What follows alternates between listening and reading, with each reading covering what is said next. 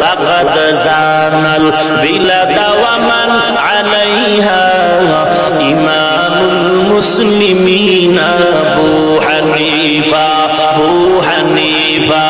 বুদ ইমামে বাসফা আসরাজ উম্মতানে মুস্তফা। ভাইরা আমার, আল্লাহ কত দয়াময়। আল্লাহর বান্দা আবু হানিফার এমন জ্ঞানের ভান্ডার আল্লাহ দিলেন। আবু হানিফা টাইমে এসে হাজির। খ্রিস্টান পাদ্রীর মাথা গরম, এত দেরি কেন হলো রে ইমাম আবু হানিফা? বলে আমি বাড়ির থেকে আসছিলাম অনেক তাড়াতাড়ি, কিন্তু নদী সামনে, নদী পার হওয়ার কোনো কিছু নাই। আমি দীর্ঘ টাইম অপেক্ষায় বসে রইলাম। হঠাৎ করে দেখলাম একটা গাছ ভাসতে ভাসতে আসলো। গাছটা এসে আমার সামনে নিজে নিজেই তক্তা হয়ে গেল। নিজে নিজে তক্তা একটার সাথে আর একটা লেগে লেগে কিস্তি হয়ে গেল, নৌকা হয়ে গেল।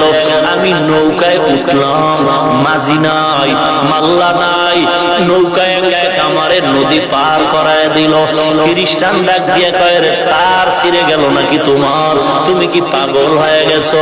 এমনি এমনি গাছ ভাইসা তক্তা হয়, নিজে নিজে কেমনে তক্তা আবার একসাথে মিলে নৌকা হয়? মাঝি মাল্লা ছাড়া নৌকা আবার কেমনে এপার চলে আসে? ইমাম আবু হানিফা বলে, তাহলে কেমনে? বলে, অবশ্যই এর পেছনে একজন মিস্ত্রি দরকার। আল্লাহর বান্দা আবু হানিফা ডেকে বলে, ও খ্রিস্টান পাদ্রী, জবাব নাও, তোমার কথায় তুমি বলো একটা নৌকা একা একা যেমন হতে পারে না, একটা নৌকা একা একা যেমন নিজে নিজে পার করতে পারে না মাঝি মাল্লা ছাড়া, আমার মাওলা যেই জমিনটা বানাইছেন, আসমান বানাইছেন, আসমানের ভিতরে সূর্য চাঁদ তারকা রাখছেন, এগুলোর পেছনেও কেউ না কেউ আছে। মিস্ত্রি না থাকলে সূর্য চলার কোনো উপায় থাকে না।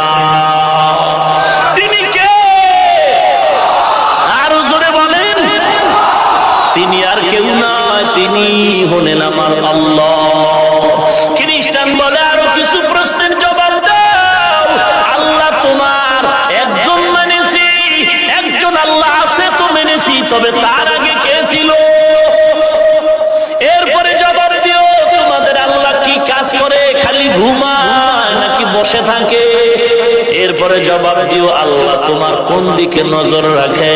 ইমামে আজম ডাক দিয়া কয়, জবাব দেওয়ার আগে বেয়াদবি ক্ষমা করে চেয়ার আমারে ছেড়ে দাও, ওই চেয়ারে আমারে বসায় দাও, আমি জবাব দিয়া দেই। খ্রিস্টান পাদ্রী জানার জন্য ছেড়ে দিল চেয়ার। ইমামে আজম আবু হানিফা চেয়ারে বসে বলে, রে পাদ্রী, তাকায়া দেখ, আমার আল্লাহ এইমাত্র